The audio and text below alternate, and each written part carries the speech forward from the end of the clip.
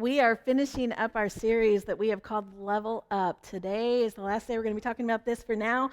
And it has been such a good series where we have talked about some spiritual disciplines and some things that you can incorporate into your life to level your spirituality up so you can grow closer to the Father's heart.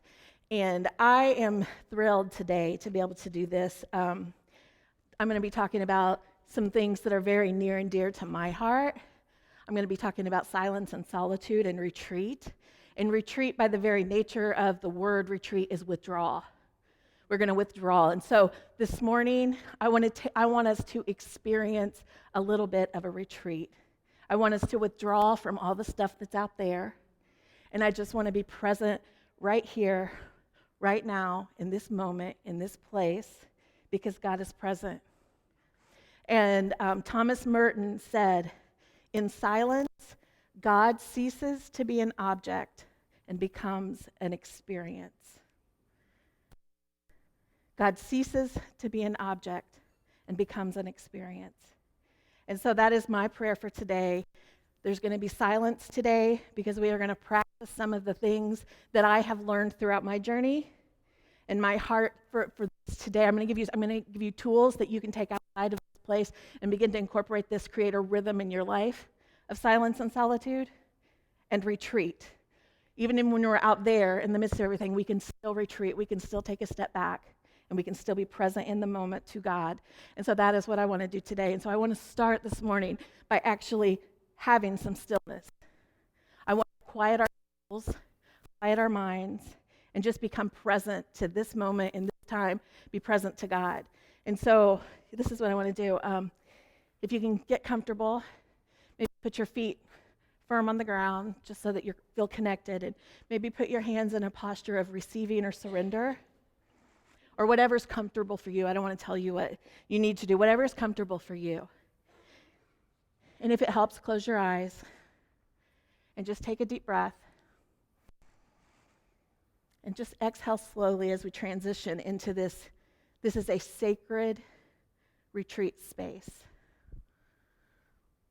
Feel connected to the space, feel connected to this moment. Pay attention to what's happening in you and around you. What do you hear? What do you see? What do you smell? What do you feel?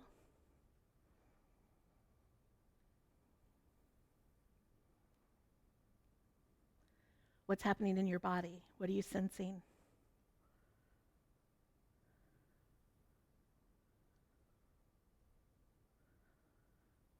What thoughts are entering your mind? Are there worries or anxieties that are holding your attention? If so, consider exhaling those in a prayer to God, just in a prayer of surrender.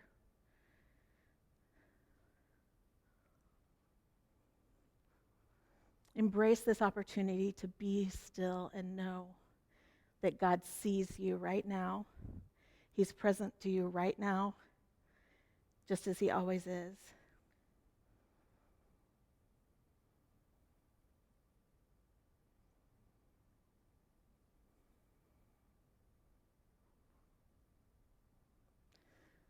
Do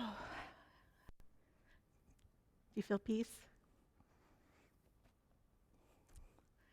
When you're doing this exercise, and like I said, this is how I typically always start my retreat time, whether it's a retreat where I am on a week retreat or a day retreat or a half-day retreat or whatever it may be. This is something that I almost always, maybe always start my retreat time, and it's just getting focused, getting centered, being aware of the present, letting everything go. And I've noticed in my life that when I get quiet, when it starts to get silent, the noise in my head seems really, really loud, louder than usual. And I think this is my opinion. I have learned that it's because everything is so noisy and our mind has to compete with everything that's going on for us to hear it. But when we get quiet, it suddenly seems so loud. And what I often do is I will just come up with a word, a prayer word, a characteristic of Jesus. Love seems to be one that I focus on a lot, or just the name of Jesus. And when I'm in that moment of stillness and quiet and the thoughts start coming, I used to write it down. I don't even do that anymore. I trust that if it's something that I need to know, God will bring it back to me. What I do is I just focus on, I will just pray, Jesus. And it centers me again, and it brings me right back to where I need to be, which is focused on the Father.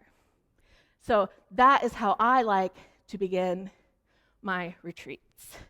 And so I hope that you will take that with you when you leave, because these are some of the things that I wish that when I was very early on in my spiritual journey, I wish that I would have known to do these things. I wish I would have been taught to do these things. I wish I would have been with people who did these things, because these are the things that have created the biggest impact in my life as far as my relationship with the Father. And that's why I'm really, really excited to share them with you today. Author and theologian Eugene Peterson states, "To follow Jesus implies that we enter into a way of life that is given character and shape and direction by the one who calls us. To follow Jesus means that we can't separate what Jesus is saying from what Jesus is doing in the way he is doing it. To follow Jesus is as much, or maybe even more, about feet as it is about eyes and ears." What if we look at Jesus' life and we pay attention as much to what he did and the rhythms of his life and his lifestyle as we did the words that come from his mouth? Now, the words that come from his mouth are clearly important. Please don't hear me saying that they're not, because they are important. But what if we also, the disciples got to walk with him? What if we got to walk with him? We do get to walk with him, but what if in the Word, when we're studying the Word, we're looking at his rhythms? Because the way Jesus lived then informs us of the way that we can live today. And so if we want his ways to become our ways, then we have to do what he did. And we see over and over and over this balance that Jesus had, where he always creates time for silence and solitude, where he's always retreating, he's always withdrawing. Often, the word says often, he is as usual. These are the words that the Bible uses to describe what Jesus does when he gets away. This is what we have to do. We have to. He would withdraw, and then he would be with a few. He would be with the disciples, right, for just a few, and then he would engage with the many. So the many people. So he would engage in his work and in his ministry. I think that we get that out of balance. We engage with the many, and then sometimes a few, but rarely do we take the time and create the space to just be with the one. And being with the one is it's actually probably the most important thing, because it's from that space, what happens in that space, that we get what we need to do with the few and the many. Because you can't give away what you don't have. And so if you're not getting it from the Father, then you don't have it to give it away. And so I'm just going to read. If you get a new version, there are lots of scriptures. I love Luke. I love reading it in Luke. Luke gives a really good picture of the rhythms of Jesus. I just want to read two quick scriptures. I'm not going to teach on them, but this is Luke 5:16. Yet the news about him spread all the more, so that crowds of people came to hear him and to be healed of their sicknesses. But Jesus often withdrew to lonely places and prayed. So crowds of people are coming. Jesus' popularity is growing. And then the movement of Jesus, the next movement we see is Jesus often withdrew to lonely places. Not just this time he happened to do it, but he often did it. Luke 22:39-41, Jesus went out as usual to the Mount of Olives, and his disciples followed him. On reaching the place, he said to them, "Pray that you will not fall into temptation." He withdrew about a stone's throw beyond them, knelt down, and prayed. He went out as usual. This was the norm, not the exception. Because something happens in times of silence and solitude, when you withdraw, when you get away, when you create space to just be with the Father, that cannot happen in crowds and with other people. It is so important that we begin to develop this as a rhythm in our life. And I'm not talking, my story is an extreme one, because the way I learned about all of this was I was already older in my faith, and A friend came to me and said, I feel like I'm supposed to take you to a monastery, a silent monastery, and drop you off for 5 days and just leave you. I mean, what do you do with that, right? I mean, like, I'm not Catholic. I'm not a monk. I'm like, silence for an hour is hard enough, let alone 5 days of speaking to no one.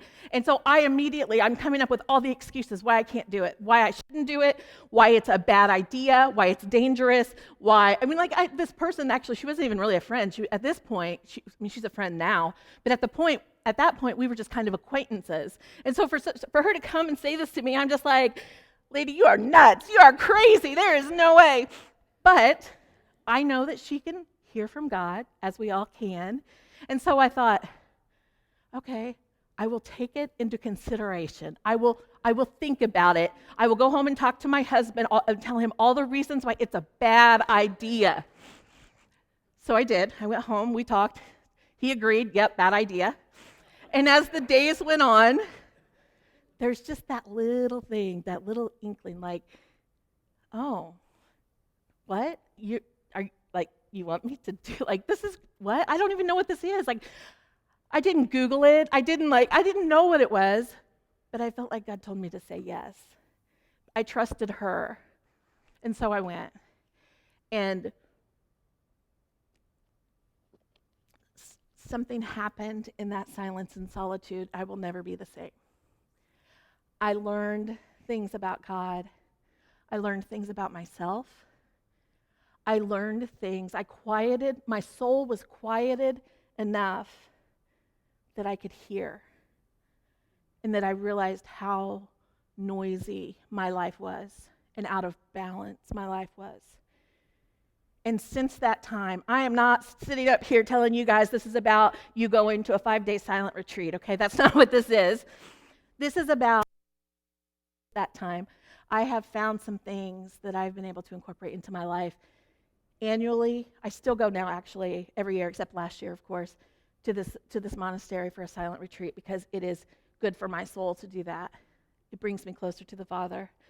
I incorporate things weekly into my life. I incorporate things daily into my life, where I take the time and have the space and come close to the Father and just be aware of his presence.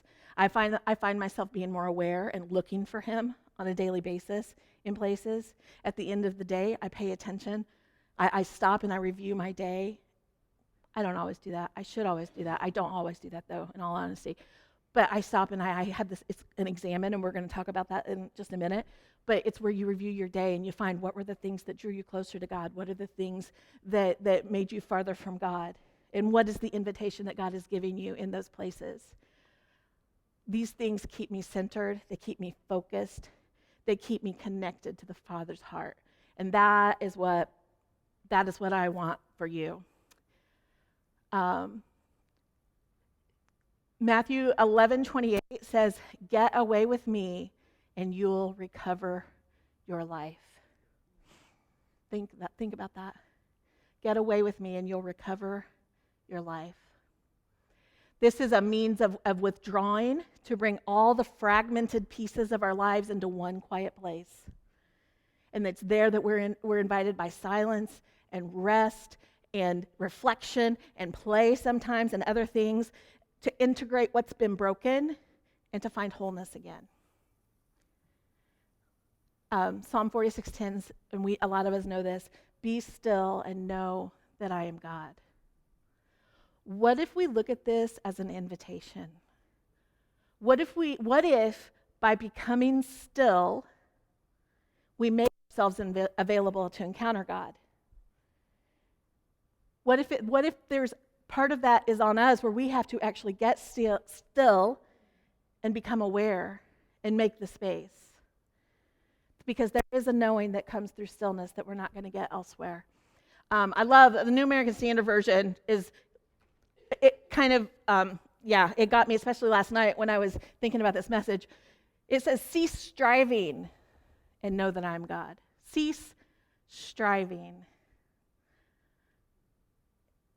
Yeah, I've heard that the secret to I'm going to say this right. The secret to the spiritual life is not doing more, but it's actually doing less.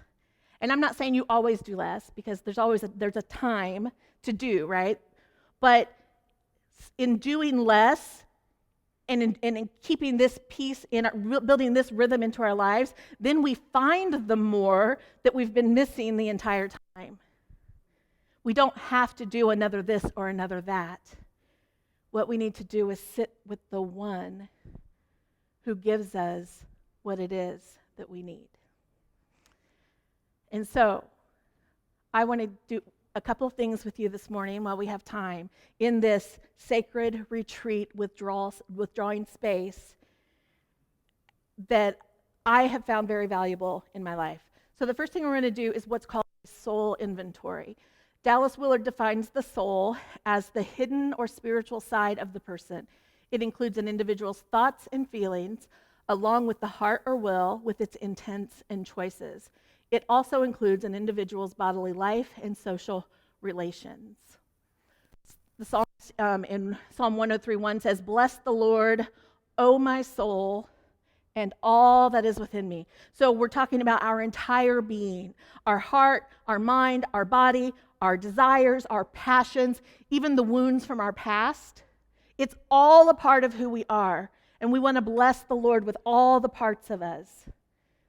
He cares about all the parts of us.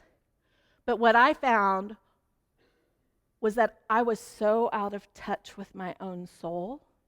I didn't know the various parts of my soul, the emotional, the physical, the relational, the spiritual, the vocational. These are all parts of who we are. I didn't know how I really was because it got buried under the rubble of life. Or I just would become numb to it because, you just got to keep putting one foot in front of the other and you just got to keep going. And I hadn't tended to my own soul. And so this is an exercise where we can get in touch with our own soul. And this is one of those things that, again, I wish I would have known this when I was young. This is something that I taught my kids to do, because this is, it's about being self-aware. It's about knowing yourself so that you can know God, so that you can invite God into those places. God wants to be a part of every single part of our lives. And this is one of those ways that we can get back in touch with ourselves. So there's one of the handouts, there's this emotion wheel. And I think there's a slide with it as well. Sometimes we don't know what we feel. Let's just be honest, right? Because we are out of touch. We have become numb. We don't know what's going on inside. And so I wanted you to have one of these so that you can maybe look at it and consider one of the facets of your soul: your spiritual, your emotional, your relational, your physical, or your vocational health. Just choose one of them and begin to look at this wheel. How are you doing? How are you really doing? And I don't mean like, oh, how are you? I mean, how is your soul? And there's some lines if you want to write. Maybe you can circle a couple of them. You may find it helpful to put two words together, like grateful and anxious, or aware but indifferent. It's okay to feel more than one thing at a time. It doesn't all have to be the same. So just take a minute and just think about yourself and where you are, really where you are, and ask God to reveal that to you if you don't know.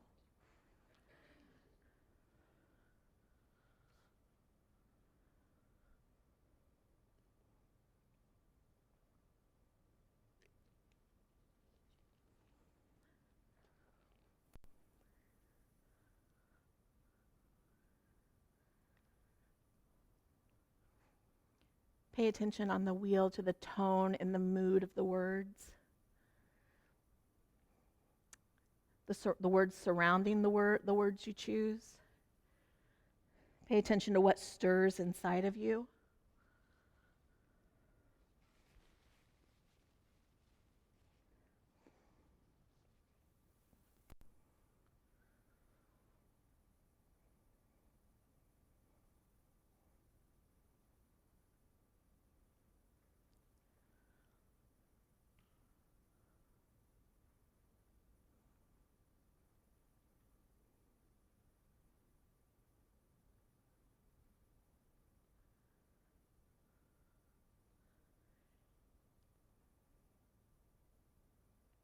And then what I like to do is I like to just take a moment and sit in silence and in stillness and create space to offer these things to God. Whether they're good or whether they're bad, God wants it all. He's present to you in all of it. And so take a moment and just offer those to him.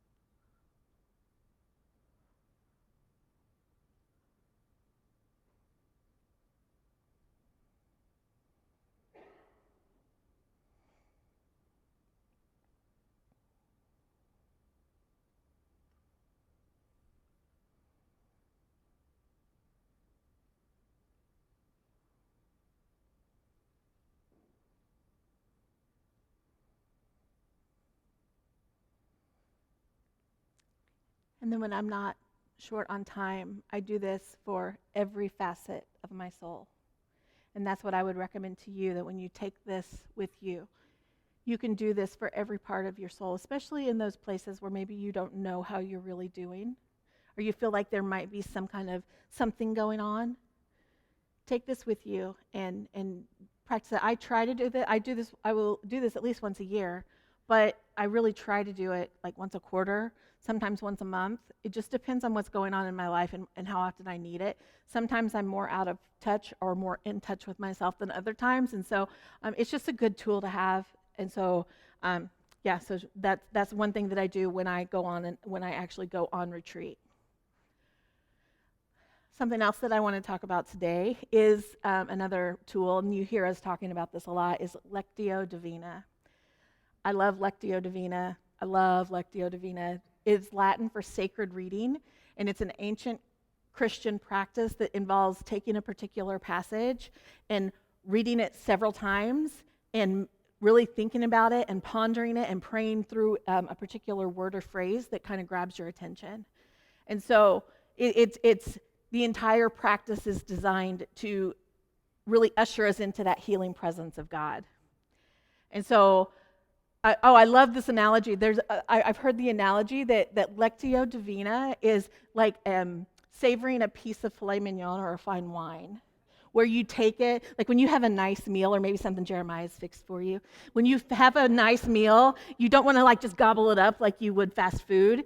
You want to eat slowly, and you want to savor it, and you want to taste it, and you want to enjoy it and experience it, right? That is what Lectio Divina is, because the word is alive. And if you give it space, God will speak to you. So we're not going to do a long Lectio Divina, because these things can take a lot of time because you really want to savor that really good meat and wine, right? But we're just going to get a taste of. We're going to do a taste of today on this one. We're going to do Mark 1, 9 through 11. And this is the story of when Jesus is going to his cousin John and is getting baptized. But it's about much more than just water baptism. It's about hearing and seeing and experiencing Jesus being told who he is and how the Father feels about him. And so I'm going to read this out loud to you. It'll also be on the screen. Some of you may want to close your eyes and just like really listen. I want you to, as I read it, what word or phrase do you really feel drawn to? At that time, Jesus came from Nazareth in Galilee and was baptized by John in the Jordan. Just as Jesus was coming up out of the water, he saw heaven being torn open and the Spirit descending on him like a dove. And a voice came from heaven, "You are my Son, whom I love. With you I am well pleased." So just sit with that for a minute. What word or phrase are you drawn to?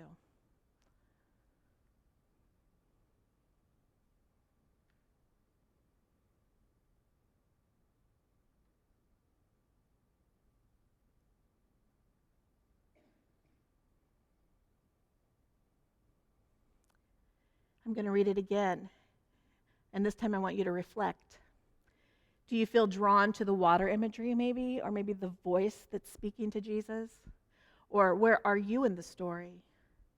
What are you seeing and feeling and experiencing for yourself as I read it? At that time, Jesus came from Nazareth in Galilee and was baptized by John in the Jordan. Just as Jesus was coming up out of the water, he saw heaven being torn open and the Spirit descending on him like a dove. And a voice came from heaven, "You are my Son, whom I love. With you I am well pleased."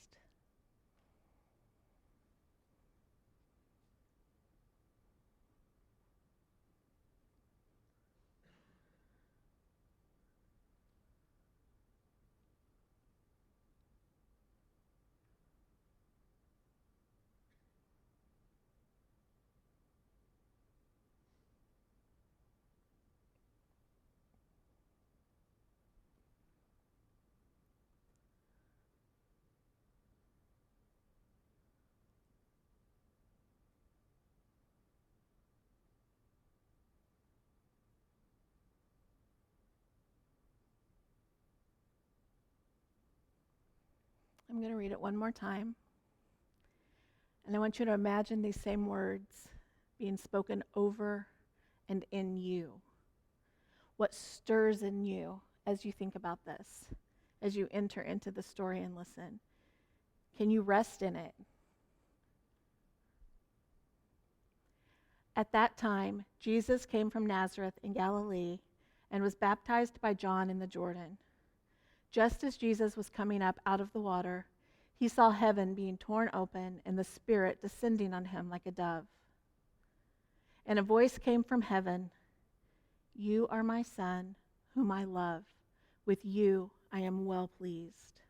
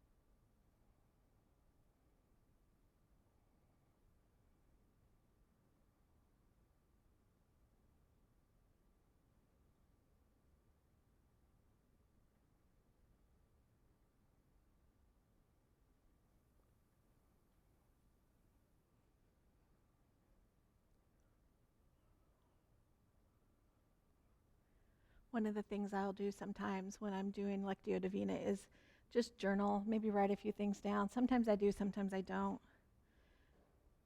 Be creative. Give it space. I often will read it even one more time.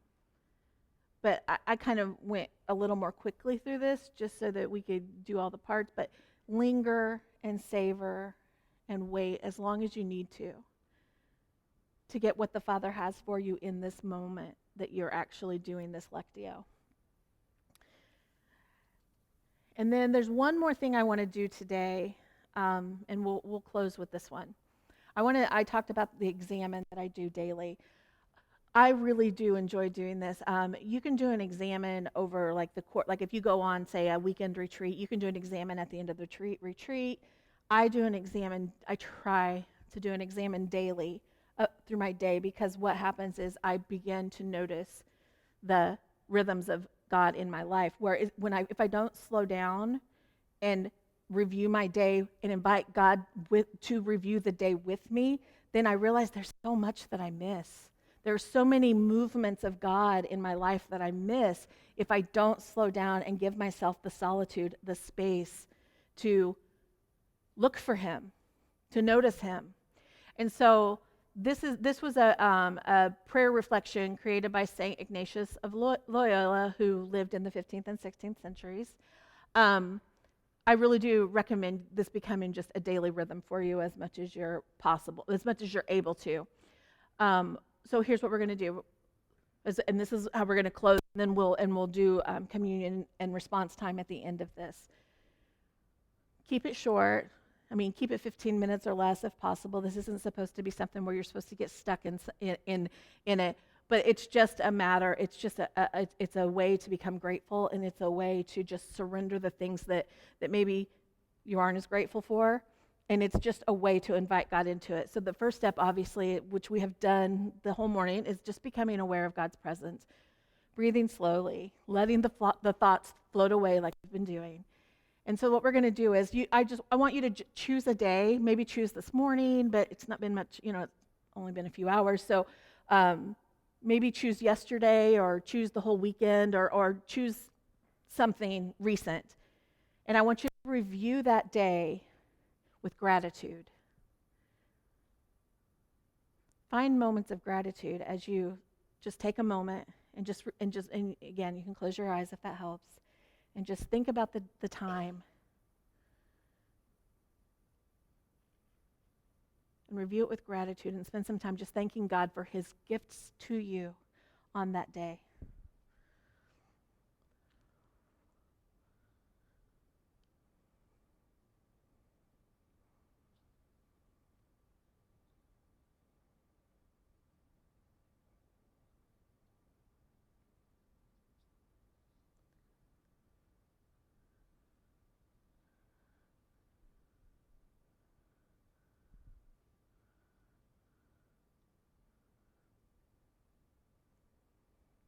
Then I want you to review the day again. And this time I really want to notice when you felt really alive, and when you felt your best self, when you felt closest to God. Choose a moment for when you felt the most grateful, and notice how God might be inviting you to more of these experiences.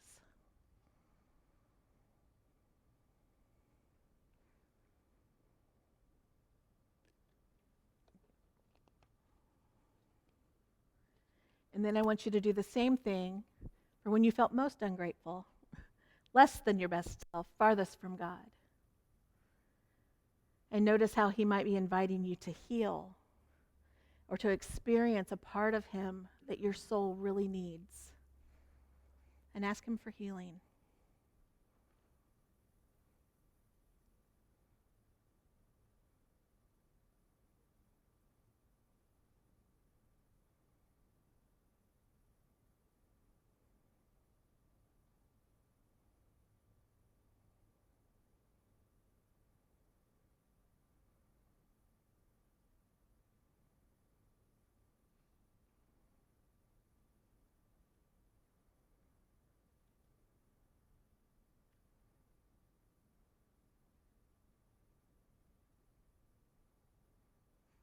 Then I want you to choose one feature from the day, one thing from that day, and I want a prayer to arise from it. What is God inviting you to pray through? Let prayer arise from your heart in whatever way you feel him leading you.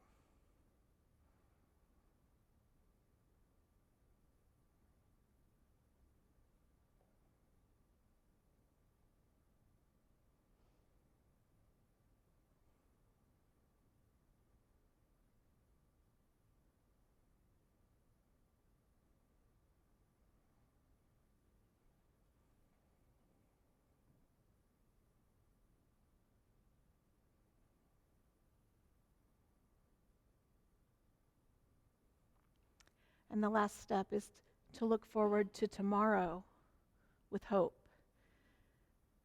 And maybe this would be looking forward to later today with hope. Notice your feelings about what's coming up either today or tomorrow.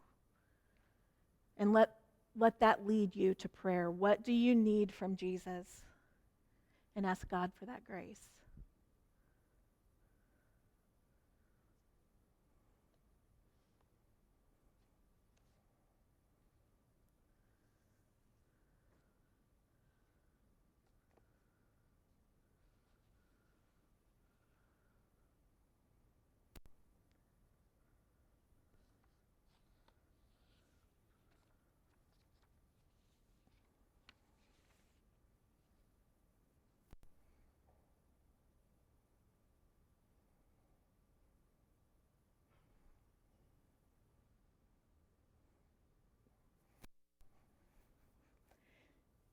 And that is how I try to end my days and end my retreats. On this handout that I created for you, I actually wrote out the steps for the 3 major things that we did today. And then on the other side, I actually, there are a lot more things that you can do when you go on your retreat. I actually gave you some sample retreat schedules, what a full day would look like, what a half day might look like. But the whole idea, though, is to be creative and do what brings you life. These are, this is just a sample of what you can do. But I've given you examples of what I like to take with me, what I do to prepare my heart. And this isn't just about going away. This could be like going to a park for a half a day, or going to your bedroom for 10 minutes, or it could be whatever you have, whatever way you can create that space to connect with God and just become aware to the present moment, letting yesterday be yesterday and letting tomorrow be tomorrow, and just being present with Him right here, right now in the space. So thank you for taking a little mini retreat with me this morning. We're going to have a response time now where we're going to have communion, which is really a great next thing to do in the midst of this, because it's renewing that and acknowledging that covenant that God has made with us and that we have entered into with Him. And so we'll take communion. There'll be people up here who will pray for you if you need prayer, if you want someone to pray with you. So just take a few minutes and we will do that.